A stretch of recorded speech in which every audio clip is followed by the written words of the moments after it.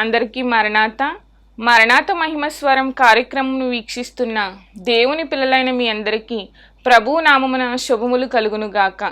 ప్రతిదినము ఇదే సమయమునకు ఈ కార్యక్రమను వీక్షించి దైవాశీర్వాదములు పొందండి.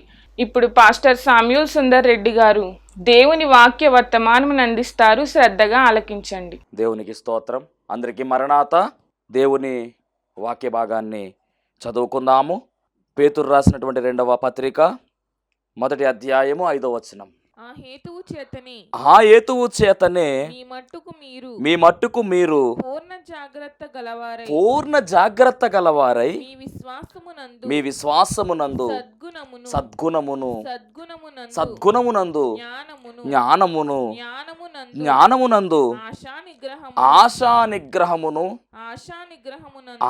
నిగ్రహమునందు సహనమునందు భక్తి యందు సహోదర ప్రేమను దయను అమర్చుకొనుడి. మహోన్నతుడానికి వందనాలు, స్తోత్రాలు, స్తుతులు చెల్లించుకొనుచున్నాము. ప్రాముఖ్యమైన సమయంలో ప్రభువా, నన్ను నీ నోటి బోరగా వాడుకోమని, నీ బిడ్డలకు కావలసినటువంటి మాటలను మీరే అందించమని, మహిమ కార్యాలు నీ బిడ్డల జీవితాల్లో జరిగించమని యేసు నామములో అడుగుచున్నాము పరమ తండ్రి, ఆమేన్.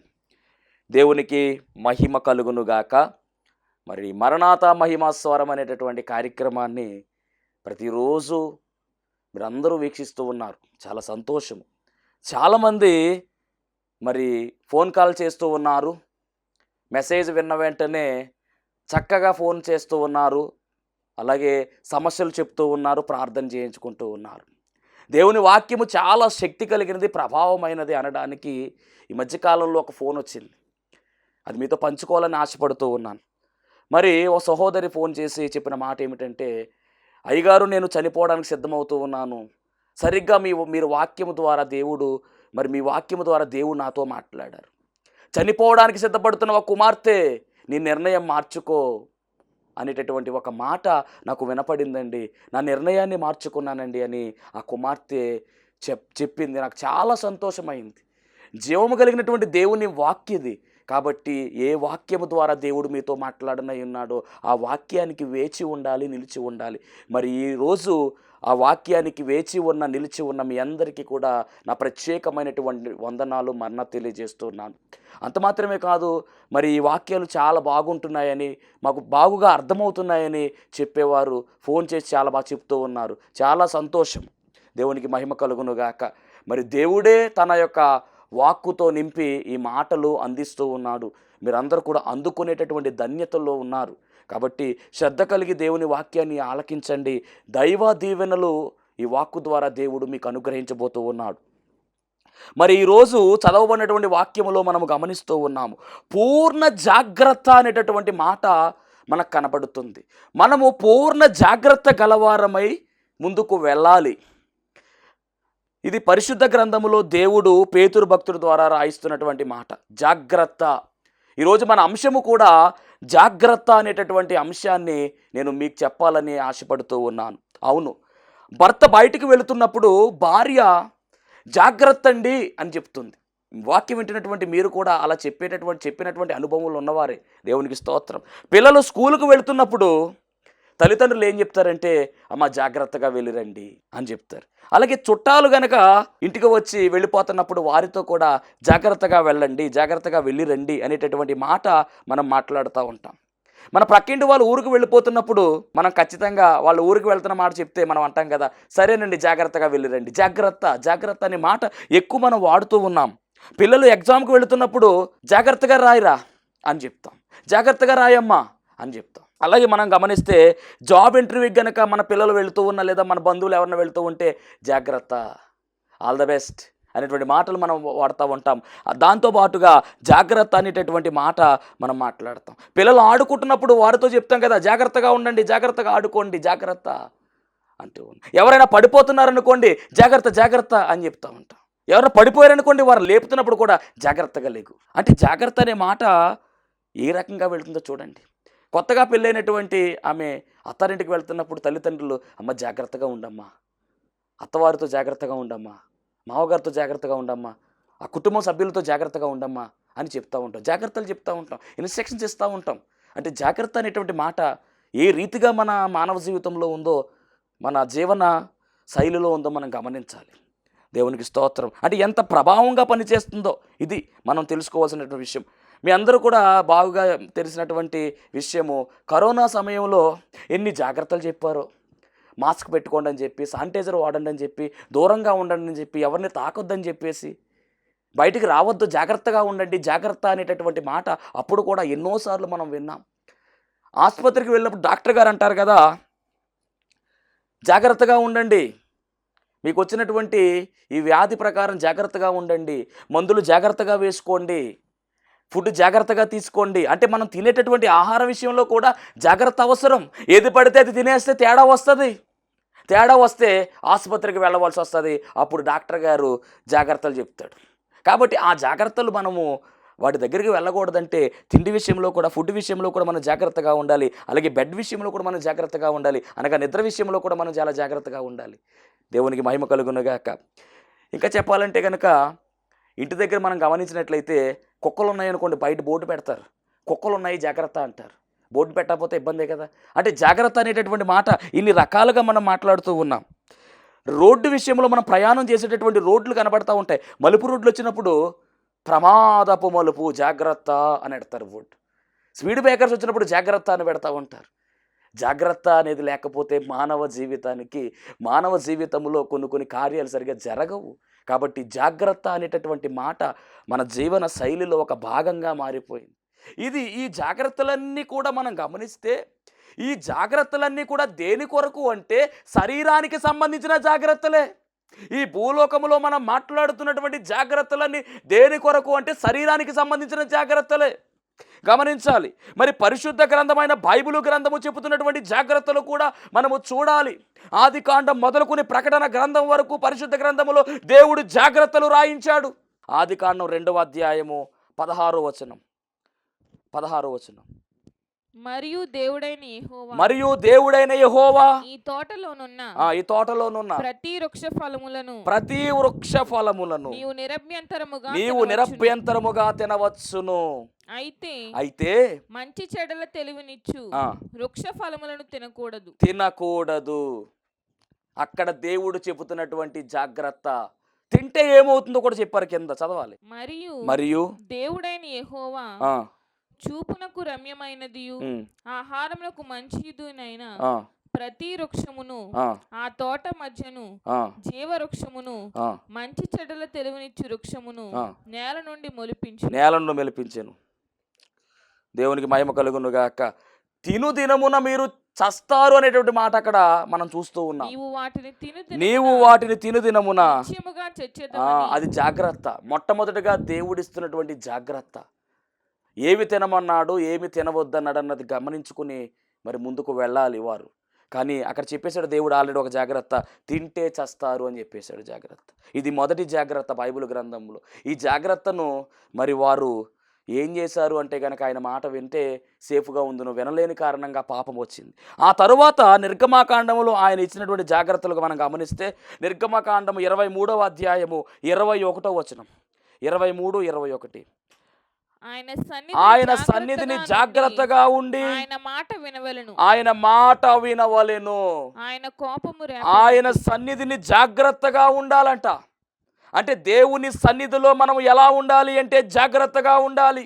మందిరములోని ప్రవర్తన జాగ్రత్త అని ప్రసంగి గ్రంథంలో మనము చూస్తూ ఉన్నాము.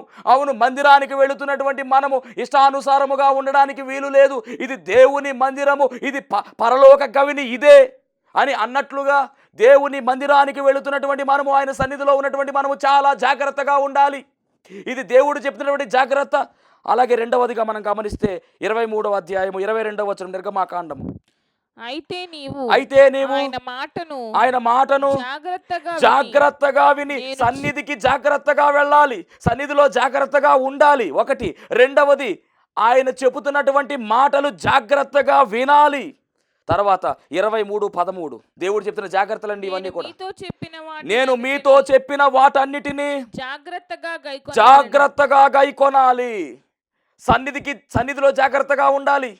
అలాగే రెండవదిగా మనం గమనించాము, ఆయన చెబుతున్నటువంటి మాటలు ఏవైతే ఉన్నావో అవి జాగ్రత్తగా మనము వినాలి. విన్నటువంటి మాటలను జాగ్రత్తగా గైకొనాలి. ఈ 3 పనులు మనము చేయవలసిన వారమై ఉన్నాము. దేవునికి మహిమ కలుగును గాక. ఇవన్నీ దేని కొరకు అంటే గనక, పరలోక రాజ్యానికి మనం వెళ్ళాలి అంటే గనక, మన ఆత్మను అనుగ్రహించినటువంటి దేవుని చేరుకోవాలి అంటే, ఎత్తబడేటటువంటి అంతస్తులోనికి మనం వెళ్ళాలి అంటే ఖచ్చితముగా ఈ జాగ్రత్తలు మనము కలిగి ఉండాలి. ఇది ఆత్మ కొరకైన జాగ్రత్త. మనం ఇందాక మాట్లాడుకున్నటువంటి జాగ్రత్తలన్నీ కూడా శరీరానుసారమైనటువంటి జాగ్రత్తలే. మనం ఎన్ని జాగ్రత్తలు చెప్పినా కానీ వాటి వల్ల ఉపయోగం లేదు. కానీ ఆత్మానుసారమైనటువంటి ఈ జాగ్రత్తలు మనం పాటిస్తేనే పరలోక రాజ్యంలోనికి మనము చేరగలము. కాబట్టి చాలా జాగ్రత్తగా వినండి. సన్నిధిలో మనము జాగ్రత్తగా ఉండాలి. ఆయన మాటలు జాగ్రత్తగా వినాలి. ఆయన మాటలు జాగ్రత్తగా విని వాటిని గైకొనాలి. ఇక 4వదిగా ద్వితీయోపదేశకాండం 4వ అధ్యాయం 9వ వచనం, 4:9. అయితే నీవు జాగ్రత్త పడుము, నీవు కన్నులారా చూచిన వాటిని మరువకయుండునట్లు అవి నీ జీవితకాలం అంతయు నీ హృదయములో నుండి తొలగిపోకుండునట్లును నీ మనస్సును బహు జాగ్రత్తగా కాపాడుకో. నీ మనస్సును బహు జాగ్రత్తగా కాపాడుకో. నువ్వు విన్నటువంటి మాటలన్నీ కూడా గైకొనేటటువంటి ఆ సమయములో నీ మనస్సులో వాటిని ముద్ర చేసుకోవాలి. అలా చేసుకునే సమయంలో నువ్వు జాగ్రత్తగా ఉండాలంటే నీ మనస్సును జాగ్రత్తగా కాపాడుకోవాలి. ఈ మనస్సును కూడా మనమే జాగ్రత్త చేసుకోవాలి. అలాగే మరొక విషయం ఏమిటంటే 4వ అధ్యాయం 19వ వచనం,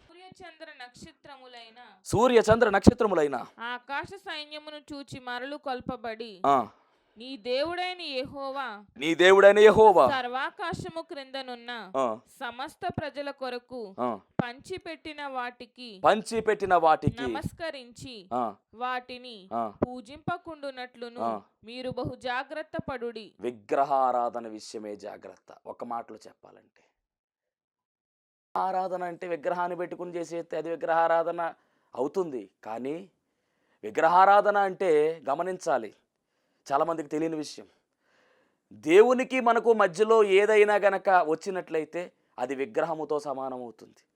దేవుణ్ణి మనల్ని మధ్యలో ఏదైనా వచ్చి వేరు చేస్తుంది అంటే కనుక అది విగ్రహం అవుతుంది. అనగా దేవునికి ఇవ్వాల్సినటువంటి ప్రాధాన్యత ఇవ్వకుండా వేరొక వస్తువుకు కనుక మనం ప్రాధాన్యత ఇస్తుంటే అది విగ్రహం అవుతుంది. Example, cell phone. మొబైల్కి ఇచ్చేటటువంటి సమయము లేదా దేవునికి ఇవ్వకుండా దాన్ని మనం దొంగిలిస్తుంటే అప్పుడు మనం చేసేది విగ్రహారాధన అవుతుంది. జాగ్రత్త. దేవుని మహిమ కలుగును గాక. దేవునికి ఇచ్చే సమయాన్ని మనము దొంగిలించినట్లయితే అది విగ్రహారాధన. దానికి అడ్డు ఎవరు వస్తున్నారంటే సెల్ ఫోన్ వస్తుంది. కాబట్టి ఈ విషయంలో కూడా మనం జాగ్రత్తగా ఉండాలి. తర్వాత 6:12 ద్వితీయోపదేశకాండం 6:12. ఇవన్నీ జాగ్రత్తలే, ఇవన్నీ పాటించాలి ఖచ్చితంగా. 6:12 దాసుల గృహమైన ఐగుప్తు దేశంలో నుండి నిన్ను రప్పించిన యెహోవాను మరువకుండా, ఆయనను మరువకుండా జాగ్రత్త పడుడి. అది ఆయన మర్చిపోకూడదు. మనం మర్చిపోతామేమో కానీ ఆయన అసలు మర్చిపోడు. అలాంటి ఆయన్ని మనం మర్చిపోకుండా, మరువకుండా మనం ఏం చేయాలంటే జాగ్రత్తగా ఉండాలి. ఇంకా చాలా విషయాలు ఉన్నాయి. ఆయన ప్రేమించడంలో కూడా జాగ్రత్తగా ఉండాలని రాయబడింది. యెహోషువ గ్రంథము 23వ అధ్యాయము 11వ వచనములో ఆయనను ప్రేమించడంలో కూడా జాగ్రత్తగా ఉండాలనే మాట మనం చూస్తాం. చదువుదాం. యెహోషువ గ్రంథము 23:11లో రాయబడినటువంటి మాట. దేవునికి స్తోత్రం. హల్లెలూయా. కాబట్టి మీరు బహు జాగ్రత్త పడి మీ దేవుడైన యెహోవాను ప్రేమించవలెను. అంటే ఆయన ప్రేమించడంలో కూడా ఏముండాలి? బహు జాగ్రత్త కలిగి ఉండాలి. ఇవన్నీ మనము చేయడం ద్వారా మనకు వచ్చేదేమిటంటే నిత్యరాజ్యంలోనికి మనం వెళ్ళిపోతాం. నిత్యరాజ్యానికి మనం వారసులం అవుతాం. ఈ లోకములో జాగ్రత్త వల్ల మన ప్రాణములు కాపాడబడతాయేమో కానీ ఈ జాగ్రత్తలు పాటించడం వల్ల, దేవుడు చెప్తున్నటువంటి ఈ జాగ్రత్తలు పాటించడం వల్ల మన ఆత్మ కాపాడబడుతుంది. మన ఆత్మ ఆయన దగ్గరకు వెళ్ళిపోవాలి తప్ప పాతాళానికి చేరడానికి వీలు లేదు, సాతాను వశము కావడానికి వీలు లేదు. అలా ఉండాలి అంటే కనుక, దేవుని యొద్దకు మనము క్షేమముగా వెళ్ళాలి అంటే, ఎత్తబడాలి అంటే ఈ జాగ్రత్తలన్నీ కూడా మనము పాటించవలసిన వారమై ఉన్నాం. ఇంకా చెప్పాలంటే ఆయన వెతకటములో కూడా మనము జాగ్రత్తగా వెతకాలి. ఆయన మహిమపరచడంలో మనము జాగ్రత్తగా మహిమపరచాలి. ఇవన్నీ కూడా జాగ్రత్తగా చేయవలసినటువంటి పనులే. యేసుక్రీస్తు ప్రభువారు గురించినటువంటి విషయాన్ని మనం గమనిస్తేనండి, ఆయన కూడా మరి చాలా జాగ్రత్తలు చెప్పారండి. యేసుక్రీస్తు ప్రభువారు స్వయంగా ఆయన చెప్పినటువంటి జాగ్రత్తలు చూస్తే మత్తయి సువార్త 6వ అధ్యాయము 1వ వచనం చదువుదాం ఒకసారి. మనుష్యులకు కనబడవలెనని వారి ఎదుట మీ నీతి కార్యము చేయకుండా జాగ్రత్త పడుడి. ఇది ప్రభు వారు చెప్తున్న జాగ్రత్త. అంత మాత్రమే కాదండి, అబద్ధ బోధలు వస్తాయని, అబద్ధ ప్రవక్తలు వస్తారని ఆయన స్పష్టముగా జాగ్రత్తగా ఉండండి అని కూడా చెప్పారు. అలాగే మత్తయి సువార్త 10:17లో కూడా అద్భుతమైనటువంటి మాట మనం చూడొచ్చు. మనుష్యులను గూర్చి జాగ్రత్త పడుడి అనేటువంటి మాట మత్తయి సువార్త 10:17. మనుష్యులను గూర్చి జాగ్రత్త పడుడి, వారు మిమ్మును మహాసభలకు అప్పగించి దేవునికి స్తోత్రం. మనుష్యులను గూర్చి జాగ్రత్తగా ఉండండి. ఈ జాగ్రత్త ఎవరికి వారే జాగ్రత్త పడవలసిందే. శాస్త్రులను పరిసయ్యులను గూర్చి జాగ్రత్తగా ఉండండి అని కూడా చెప్పాడు ఆయన. అంత మాత్రమే కాదు, మార్కు సువార్త 13:33లో చెప్పిన మాట జాగ్రత్తగా ఉండండి, మెలకువగలిగి ప్రార్థన చేయండి అనేటటువంటి మాట కూడా యేసుక్రీస్తు ప్రభువారే చెప్పారు. అద్భుతమైనటువంటి విషయాలు ఇవన్నీ కూడా, ఈ వాక్యాలన్నీ కూడా మీరు అర్థం చేసుకుంటే కనుక జాగ్రత్త జాగ్రత్త జాగ్రత్త అనేటటువంటి మాట పదే పదే కనపడుతుంది కదా బైబిల్ గ్రంథంలో. అంటే ఎంత ప్రాముఖ్యమైనది ఈ మాట. మరి మీ క్రైస్తవ జీవితాన్ని ఎలా కట్టుకుంటూ ఉన్నారు? భక్తి జీవితాన్ని ఎలా కాపాడుకుంటూ ఉన్నారు? చాలా జాగ్రత్తగా కాపాడుకోవాలండి. ఎప్పుడు మింగుదామా అని ఎదురు చూస్తున్నాడు అపవాది. వాడు ఎప్పుడు మిమ్మల్ని కాటివేయడానికి సిద్ధంగా ఉన్నాడు. కాబట్టి ఈ భక్తి జీవితాన్ని, దేవునితో సంబంధాన్ని కలిగినటువంటి ఈ జీవితాన్ని వేసేటటువంటి వాడు సిద్ధంగా ఉన్నాడు. కాబట్టి జాగ్రత్తగా ఉండాలి, మెలకువ కలిగి మనం ప్రార్థన చేయాలి. అందుకనే లోకాసువార్త 17:3 అంటున్నారు చూడండి, చదువుదాం. లోకాసువార్త 17:3, లోకాసువార్త 17:3లో రాయబడినటువంటి మాట, మీ విషయమై మీరే జాగ్రత్తగా ఉండండి. మీ విషయానికి మీరే జాగ్రత్తగా ఉండండి. కాబట్టి చాలా జాగ్రత్తగా మనం ఉండాలి. దేవునికి మహిమ కలుగును గాక. కాబట్టి మరి ఈరోజు వాక్యం ఏం చెప్తుందంటే, ఇవన్నీ కూడా మనము జాగ్రత్తగా చేయవలసినటువంటి పనులు. జాగ్రత్తగానే ముందుకు మనం వెళితే జాగ్రత్తగా పరలోక రాజ్యానికి మనం వెళ్ళిపోతాం. అద్భుతమైనటువంటి మాట పేతురు ద్వారా దేవుడు రాయించాడండి. 2వ పేతురు పత్రిక, ఇందాక చదివినటువంటి అధ్యాయం వేరు, ఇది వేరు. 2వ పేతురు పత్రిక 3వ అధ్యాయము 12వ వచనం. పరిశుద్ధమైన ప్రవర్తన, గుర్తుపెట్టుకోవాలి ఈ మాటలు. పరిశుద్ధమైన ప్రవర్తనతోను భక్తితోను ఎంతో జాగ్రత్త గలవారై ఉండవలెను. దేనితో అంటే పరిశుద్ధమైన ప్రవర్తనతోను భక్తితోను. అంటే మన ప్రవక్తన ఎలాగ ఉండాలంటే పరిశుద్ధంగా ఉండాలంట. మన భక్తి ఎలాగ ఉండాలంటే పరిశుద్ధంగా ఉండాలంట. పరిశుద్ధమైనటువంటి ప్రవక్తను మనం కలిగి ఉండాలి. రెండవది, పరిశుద్ధమైన భక్తి మనం కలిగి ఉండాలి. ఎంతో జాగ్రత్తగా ఉండాలి. మీ పరిశుద్ధతను పోగొట్టేటటువంటి వాడు సాతాను. మీ భక్తిని కోల్పోయేలా చేసేది ఎవరంటే సాతానే. భక్తి పరులను భక్తిహీనులుగా చేసేది కూడా సాతానే. కాబట్టి జాగ్రత్త, చాలా జాగ్రత్తగా మనము జీవించాలి. పరిశుద్ధమైనటువంటి వారిగా దేవుడు మనలను చేశాడు. పరిశుద్ధమైనటువంటి వారిగా మనలను దేవుడు నిలవబెట్టుకున్నాడు. కానీ ఆ పరిశుద్ధతలో నుంచి అపరిశుద్ధతలోనికి నడిపించడానికి సాతాను పని పూనుకున్నాడు. జాగ్రత్త అని మరి దేవుడు చెబుతూ ఉన్నాడు. పరిశుద్ధమైన ప్రవక్తన అనగా మీ ప్రవక్తన విషయమే జాగ్రత్త, మీ భక్తి విషయమే జాగ్రత్త, ప్రవక్తన విషయమే జాగ్రత్త అని రాయబడిందండి. అంటే మీరు చేస్తున్నటువంటి ప్రతి పని కూడా జాగ్రత్తగా ఉండాలి. మీరు ఏం చేసినా కానీ దేవుని నామానికి మహిమ రావాలి. దేవునికి మరింత దగ్గర అయ్యేలా ఉండాలి తప్ప దేవునికి దూరం అయ్యేలా ఉండకూడదు. ఎందుకు ఈ మాట చెప్తున్నానంటే, ప్రవక్తన అనేటటువంటి మాట అంత ప్రాముఖ్యమైనది. మరి మన ప్రవక్తన ఎలా ఉంటుంది? మన ప్రవక్తనలో నోరు కూడా ఒక భాగమే కదా. మరి నోటి ద్వారా మనం ఎలా ఉంటున్నాము? మన నోరు జాగ్రత్తగా ఉంచుకోకపోతే ఎన్నో అనర్థాలు రాయబడ్డాయి బైబిల్ గ్రంథములో. ఎన్నో అనర్థాలు జరుగుతూ ఉన్నాయి. కుటుంబాలు విచ్ఛిన్నమైపోతూ ఉన్నాయి. వ్యక్తుల మధ్యలో గొడవలు వస్తూ ఉన్నాయి. కుటుంబాల్లో గొడవలు వస్తూ ఉన్నాయి. సంఘాలలో గొడవలు వస్తూ ఉన్నాయి. కారణం ఏమిటంటే కేవలం ఒక్క నోరే. ఈ నాలుక ఏమి చేస్తుంది అంటే చిచ్చు పెడుతూ ఉంది, కాపురాలను కూల్చివేస్తూ ఉంది. కాబట్టి ఒకవేళ అలా చిచ్చు పెట్టేటటువంటి నోరు నీ నోరయ్యున్నదేమో జాగ్రత్త. నీ ప్రవక్తన విషయంలో జాగ్రత్త.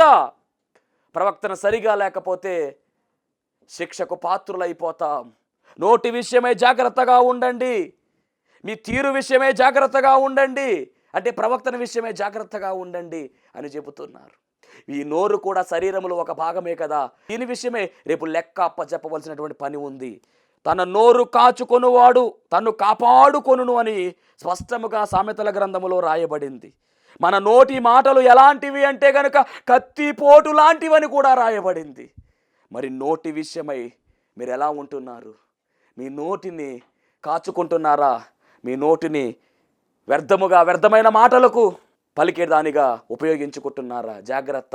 ఈ నోటి ద్వారా స్తుతిస్తున్నాము, ఈ నోటి ద్వారానే మరి అనరాని మాటలని ఎదటి వారిని మనం బాధ పెడుతున్నామేమో. జాగ్రత్త. నీ కార్యాలు జరగట్లేదంటే కారణం ఒకటే, నీ నోరు కాచుకో, నీ నోరు సరి చేసుకో. నోరుంది కదా అని పడిపోతే కుదరదు, నోరుంది కదా అని చెప్పేసి అరిచేస్తే కుదరదు. దేవుడు ఊరుకోడండి. ఎందుకంటే మన మాట వల్ల అవతల వారు బాధపడుతున్నారేమో. జాగ్రత్త. ఈ జాగ్రత్త మనం కలిగి ముందుకు సాగవలసిన వారమై ఉన్నాం. చిన్న మాట మీకు చెప్పి నేను ముగిస్తాను. ఒకరోజు ఈ నోట్లో ఉన్నటువంటి పళ్ళు అలాగే నాలుక చిన్న మీటింగ్ పెట్టుకున్నాయంట. ఈ పళ్ళన్నీ 32 పళ్ళు కూడా కలిసి నాలుకతో మాట్లాడుతూ ఉన్నాయి. నాలుక అంటుందంట కదా, మీరు 32 మంది ఉన్నారు, నేను ఒక్కదాన్నే ఉన్నాను.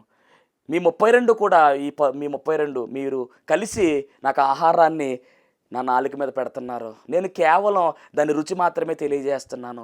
గట్టిగా ఉన్నటువంటి పదార్థాలన్నీ కూడా మెత్తగా పిండి కింద నలిపేసి ఒక ముద్దగా చేసి ఆ ముద్ద నా నాలుక మీద పెడుతుంటే నేను చక్కగా దాన్ని లోపలికి పంపిస్తున్నాను. దాని టేస్ట్ తెలియజేస్తున్నాను.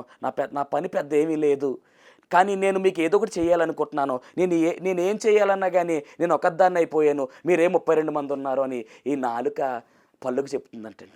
అప్పుడు పళ్ళు అంటున్నాయి కదా, నువ్వేమీ చెయ్యక్కర్లేదు, కానీ నువ్వు మాట్లాడే విషయంలో జాగ్రత్తగా ఉండు.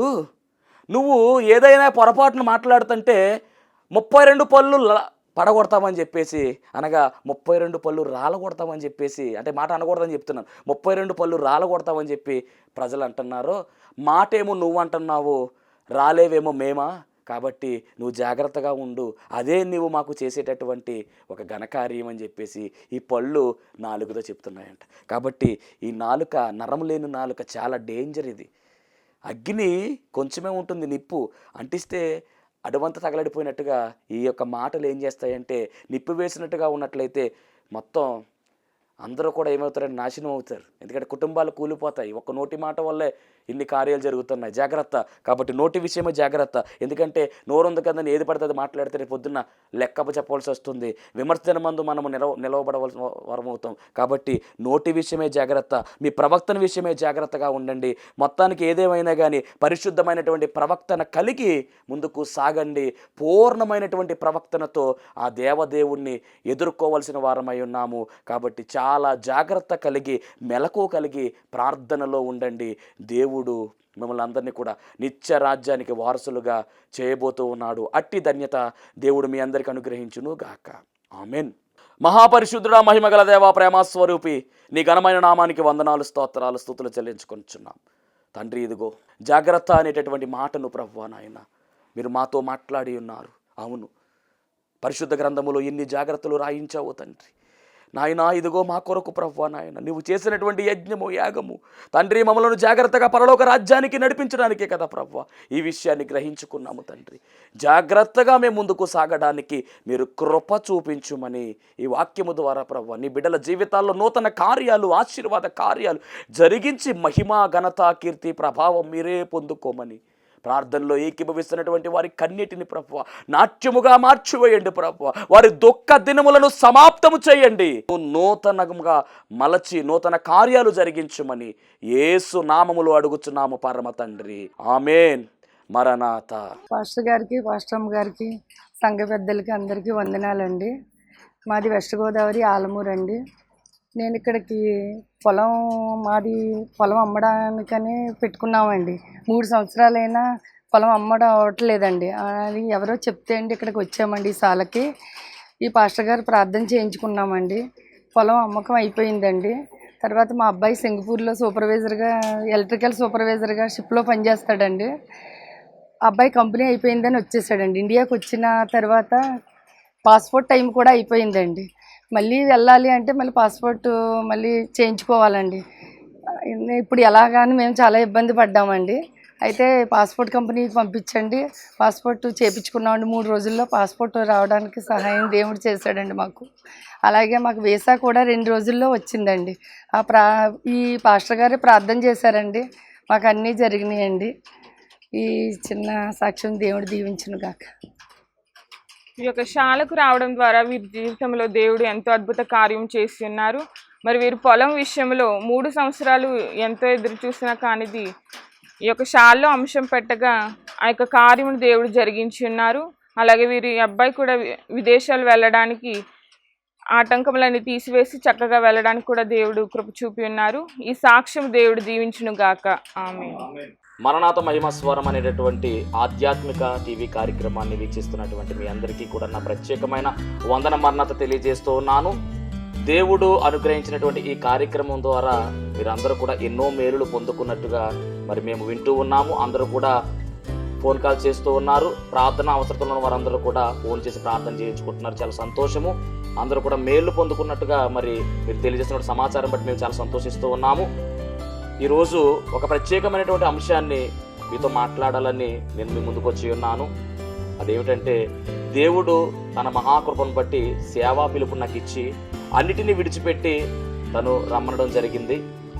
మరి ఆయన ఇచ్చినటువంటి పిలుపును అంగీకరించి ఆయన సేవకు నేను వ్యాపారాన్ని గట్ట అన్నీ విడిచిపెట్టి వచ్చాను. ఆ వచ్చినది మొదలుకొని ఈ దినం వరకు చక్కని సేవా పరిచర్యను దేవుడు జరిగించుకుంటూ ఉన్నాడు. చూస్తున్నటువంటి ఈ యొక్క ఈ షెడ్లో మేము ప్రతి శనివారం కూడా స్వస్థత ప్రార్థనలు అనగా శాల కార్యక్రమాన్ని జరిగిస్తూ ఉన్నాము. 1 సంవత్సర కాలం పాటు ఎలాంటి అడ్డు ఆటంకం లేకుండా చక్కని రీతిలో మరి ఈ శాల కార్యక్రమం జరుగుతూ ఉంది. దీని యజమానుడు మరి ఎలాంటి అద్దె కూడా మన నుంచి తీసుకోకుండా మరి ఫ్రీగానే ఈ కార్యక్రమాన్ని జరిగించుకోవడానికి ఆయన ఇచ్చి ఉన్నారు. కానీ ఇప్పుడు ఒక సమస్య వచ్చింది. అదేమిటంటే, కొన్ని కారణాల వల్ల ఈ యొక్క షెడ్ని అమ్మకానికి పెట్టారు. మరి ఈ యొక్క క్లిష్టమైనటువంటి పరిస్థితుల్లో మనము తీసుకుంటే ఈ షెడ్ తీసుకోవాలి, లేకపోతే బయటకు వెళ్ళవలసిన పరిస్థితి వచ్చేసింది. మరి తీసుకుందామని ప్రయత్నం చేస్తున్నాము. ఆశ అయితే మాకుంది, కానీ లక్షలాది రూపాయలు ఖర్చు అవుతుంది కాబట్టి మా దగ్గర ఎలాంటి డబ్బు లేదు. అన్నీ విడిచిపెట్టి రావడంతో సేవ కొత్తగా ప్రారంభించిన సేవ కాబట్టి తీసుకోవాలనుకుంటున్నా కానీ ఇబ్బంది పడుతూ ఉన్నాము. ఇక్కడ ప్రార్థన కంటిన్యూగా జరగాలి అంటే కనుక ఖచ్చితంగా మరి ఈ కార్యక్రమాన్ని వీక్షిస్తున్నటువంటి మీ అందరూ కూడా మీ ప్రోత్సాహాన్ని అందించినట్లయితే ఈ ప్రార్థన ఆగకుండా ఖచ్చితంగా ముందుకు కొనసాగుతుంది.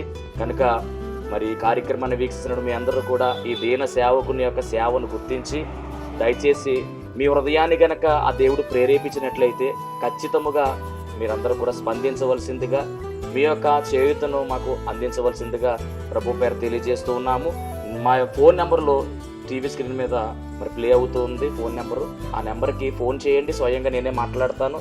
ఆ తర్వాత మరి మా ఫోన్పే కానీ గూగుల్ పే కానీ చేసి ఈ యొక్క సేవను ప్రోత్సహించవలసిందిగా ప్రభు పేరు మీ అందరికీ తెలియజేస్తూ ఉన్నాను. దేవుడు మిమ్మల్ని బహుగా ఆశీర్వదించును గాక.